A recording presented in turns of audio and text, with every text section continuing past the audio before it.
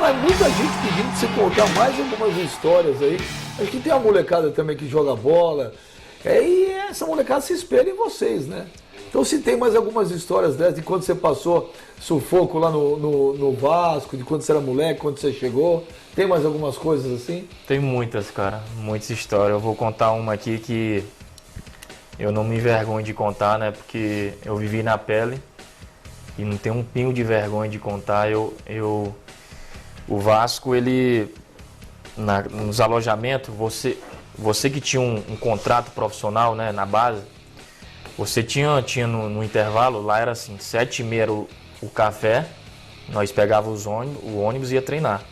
Chegava meio-dia, 11h30 era o almoço. Aí já tinha escola, que era lá dentro. Até a janta era um intervalo muito grande. Você sabe, pra gente que é menino, que joga, fome... Tem uma fome à tarde que né? Então, nesse intervalo, quem tinha um dinheirinho ia lá fora, comprava um biscoito, né, comprava alguma coisa e saciava a fome, né? Assim, meu pai mandava um dinheiro assim por mês para mim, né? Mas não era assim o ano todo, né? Até porque eu não pedia, eu sabia que faltava, mas a gente tem sempre o desejo de ajudar eles, né? De vencer na vida e ajudar a dar o melhor para minha família. Então não ficava pedindo meu pai. Por ele mandava, né? Por mais seja, ele arrumava o jeito dele lá, por ser uma família simples, arrumava o jeito dele. Mas eu acabava nem pedindo, né? Eu falava, não, pai, que tá tudo bem, mas na verdade não tava. Tudo mal. Eu não queria incomodar ele. E teve um tempo que o Vasco jogava sábado e era bom. Quando o Vasco jogava, era uma coisa ali que, pra gente que morava na concentração, era uma coisa que ia preencher o nosso dia, né? Vai ter jogo, a gente vai ficar ali para ver o jogo, vai passar o tempo, não vai ficar sem nada para, né, fazer. E no outro dia era tenso, cara, porque o domingão, os meninos, como eu falei, a maioria morava no Rio, ia para casa, e os que faziam amizade, ficava poucas pessoas na concentração. E até é difícil eu falar um pouco, porque quantas vezes, cara, o Vasco jogava sábado, e no domingo, geralmente... ficava aquela lixeira, né, na arquibancada, as pessoas, né, comer biscoito, alguma coisa. Eu não tenho vergonha de falar isso, cara. Você foi buscar no lixo? Eu ia buscar. É mesmo? Eu ia. Quantas vezes eu saco de amendoim com formiga eu comia. É verdade, caramba. Pra saciar a fome e também aqueles globos.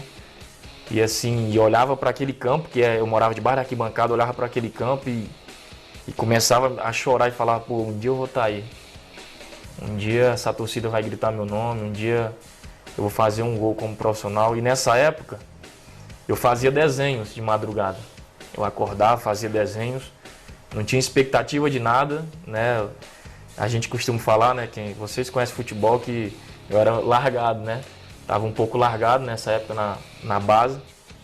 E acordava de madrugada, sem sono. Os meninos deitados assim no chão, né? Nas beliches, no chão, e eu ia pro corredor. Aí desenhei o campo de São Januário, eu tenho esses desenhos até hoje em casa. Eu desenhei o campo de São Januário, eu não sou desenhista, mas a intenção, né? Eu desenhei o meu primeiro gol, a minha primeira entrevista, né? E a torcida gritando meu nome, botava a data, né? O dia, né? Do mês, tudo certinho. E hoje tudo se realizou, cara. Né? Então, assim... eu não tenho vergonha de falar isso repetindo. Lógico, porque tem que ter mesmo.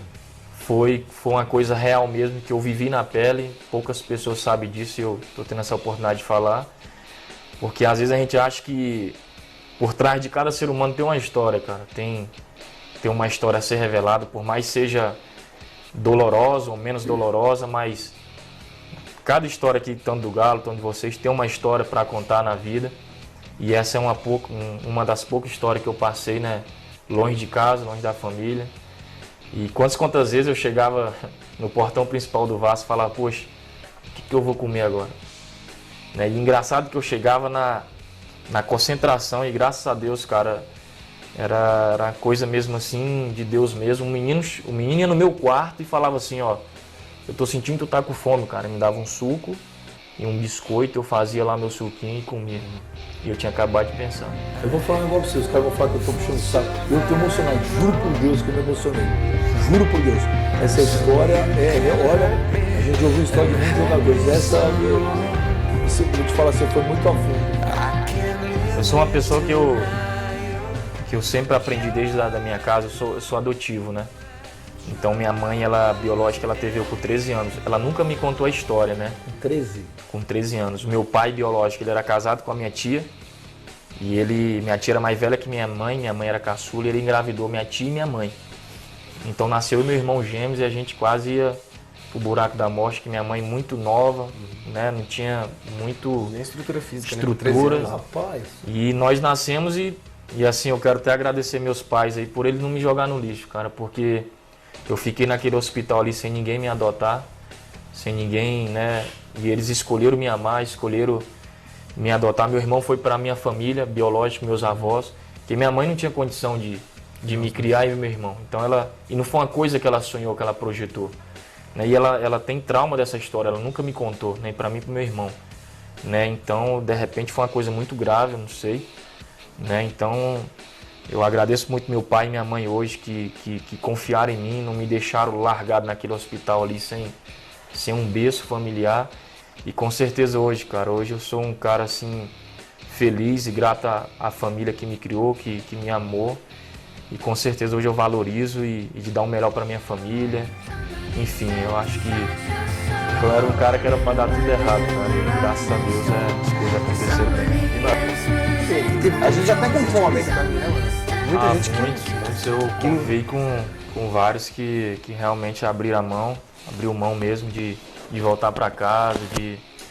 Eu passei uns 3 Natal sem casa.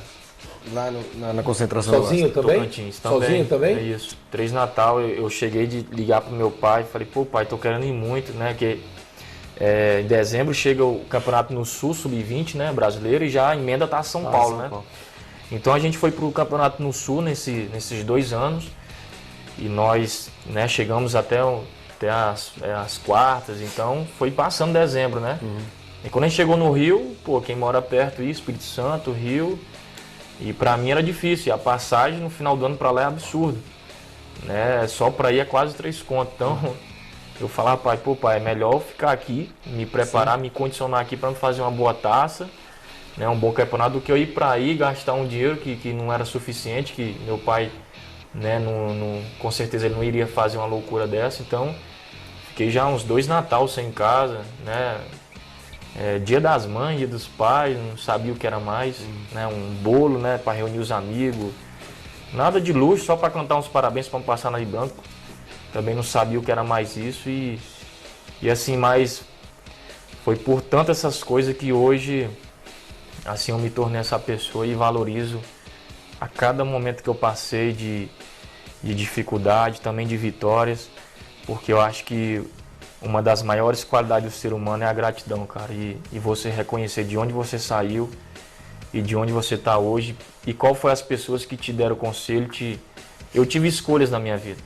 São Januário é do lado de uma favela, né? Com todo respeito, é um modo de falar, né? Comunidade lá chamada Barreira, do lado. Eu tinha vários motivos, porque às vezes ficava na concentração sozinha, né? Não tinha nada para fazer, longe de carro, longe de tudo, ninguém me vendo, eu podia ali fazer alguma coisa errada, ir para um outro caminho, né? Como muitos, de repente, eu ouvi várias histórias quando cheguei no Vasco que aconteceu isso, de ir para outro caminho, ir ali e entrar em outra zona, mas eu tive escolhas na minha vida. Acho que nesse mundo que a gente vive, que é tão fácil as coisas em nossas mãos, acho que nós temos que ter foco, determinação e escolhas, né? Pra gente conseguir os nossos objetivos. É verdade que nesse começo pelo Vasco, você era até vítima de bullying de alguns companheiros que eles chamavam passar fome. E você teve problema que o Vasco chegou a te mandar embora com problemas na tua certidão de nascimento, até porque você é adotado? Sim, eu quero resumir essa história. Quando eu fui separado da minha né, adotivo, fui para outra família, eu sou do ano 1992 e meu irmão também, gêmeos. Então, quando eu fui para essa família, a mulher errou o cartório. Ela botou 93, mas não foi meu pai lá que falsifica isso, que ele não sabia que eu ia ser jogador. Né? Então, fiz um teste no Cruzeiro, não passei. Depois fiz no Vasco, fui e todo mundo, meu pai sempre falava que eu era a minha idade certa, mas eles pediam do documento. E fui pro Vasco e a gente foi para um campeonato chamado Gazeta, né? Acho que você conhece, tá ali no Espírito Santo.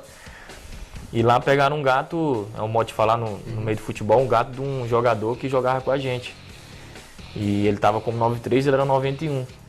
E como eles conheciam a minha conduta dentro de São Januário, na época o diretor da base era o seu Saldanha, a gente chamava, era muito alto ele. Ele me chamou na minha certidão de nascimento, estava 92. Ele me chamou, Marlone, me conta essa história. Pô, a gente acabou de pegar um gato de um rapaz aqui que joga com você. Ele, olha só, né? Eu sou gêmeos, contei a minha história toda para ele. Ele ficou impactado também, ele falou, ó, não sabia disso. Aí ele falou assim, ó, vai na sua casa, arruma seus documentos e volta. Eu fui, arrumei meus documentos todos. Quando eu liguei, eles não me queriam mais. Né? Eu falei, caramba, e agora? O que vai ser da minha vida, cara? E nisso, eu recebi várias mensagens, época era Orkut, né?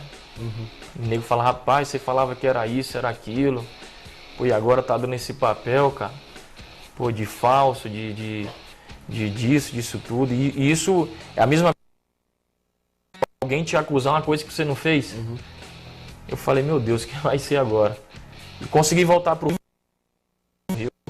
E ali eu pedi a vento a Deus para me dormir, cara. Porque era uma concentração muito pequena, era muito. E nesse dia eu quase peço arrego. E no orelhão para ele tinha em frente o Clube Bom Sucesso, falando, pai, não tô aguentando mais não. Vem me buscar porque não aguento, pai. E ele, não, meu filho, fica que as coisas vão dar certo. E minhas roupas tudo numa mala, cara, tudo sujo, ninguém para lavar. O banheiro era meio complicado. E assim, eu falei, cara, mas eu tô sendo acusado de uma coisa que eu não fiz. E eu fui falar com o diretor, né, que era o Álvaro, né, filho do Eurico Miranda, e ele, pô, quis ouvir a história da minha boca, né? Eu falei, ele, ó, só que você agora vai vir para outra categoria e fazer tudo de novo. Você vai vir ser avaliado de novo. Eu falei, tá bom. Pô, achei que ia ser alegre, né? As coisas alegres, felizes, pois foi a maior zoeira, cara.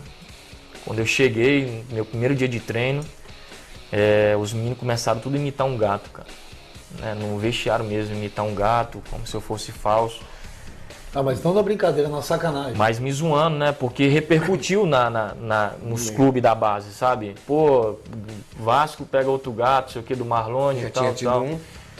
E isso pegou muito mal pra mim, né? E foi uma coisa que eu não fiz. Então, pra mim reverter isso foi difícil, né? Então, realmente, agora eu voltei pro Vasco, fiz tudo de novo e consegui dar a volta por cima. E o meu apelido mesmo era Passa Fome. Eu tinha música pra ir pro treino no ônibus do Vasco. Tem um pagode chamado Tá Faltando Sentimento, que já não rola há muito tempo, né? E a música era assim, todo mundo do ônibus cantava, tá faltando alimento, o russo já não come há muito tempo, não come há muito tempo. E todo mundo ria. Eu entrava na pilha, só que quando eu chegava no meu quarto, era como se fosse facada no meu coração. Eu começava a chorar, começava a falar, meu Deus, me dá força, porque foram coisas assim que eu carrego comigo até hoje como cicatriz, que eu olho e lembro de cada dor no meu corpo que eu passei, que eu vivi. Mas enfim, cara, são um pouco de resumo da minha história. Eu contei um pouco da minha história para eu não lembro agora, a TV que quis, falou, poxa, cara, a gente vai fazer um filme. Eu falei, não, cara. Vai dar mesmo, viu? Então assim, eu conto assim com essa tranquilidade, cara, mas por dentro eu tô chorando. Entendeu? Eu conto assim simples, sorrindo, transparente, mas por dentro são dores que quando eu começo a contar me dói até hoje. Porque eu era um cara que era pra dar errado. A verdade é, eu sou um milagre, né? Porque eu nasci numa família, fui pra outra, né? Assim, eles nunca me esconderam a história do meu irmão.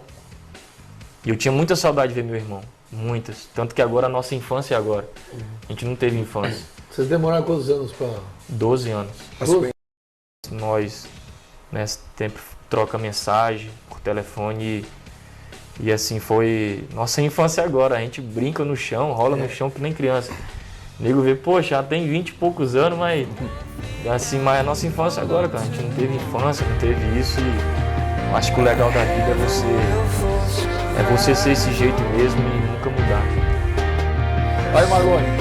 Olha até onde está chegando a audiência do programa hoje, hein, Marlone? Segura o coração aí, porque o meu já foi pro saco, mas agora vai o teu. E aí, Vamos lá. pai, como é que você tá? Rapaz, eu tô bem aqui. Tu tava adivinhando, era?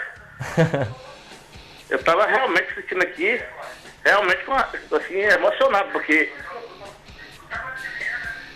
Não tá conseguindo falar. Tem muita coisa que talvez o seu Jaldo não soubesse, né, seu Jaldo?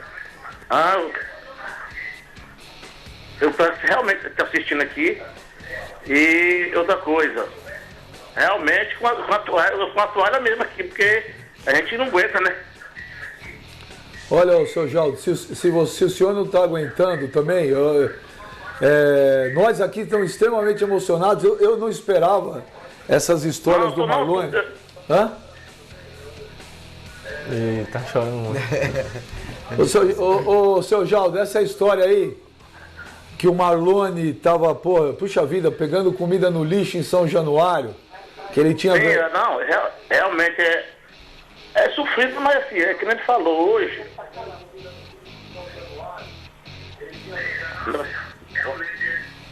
É porque é coisa assim. Rapaz, A vida, todas essas coisas mesmo, ela acontece. E ele hoje, graças a Deus, está dando a volta por cima. e que volta, né? E que volta, tá aí, se tornou um grande jogador, tá aí o time dele, o esporte tá lá em cima, o Marlone é um dos destaques, mas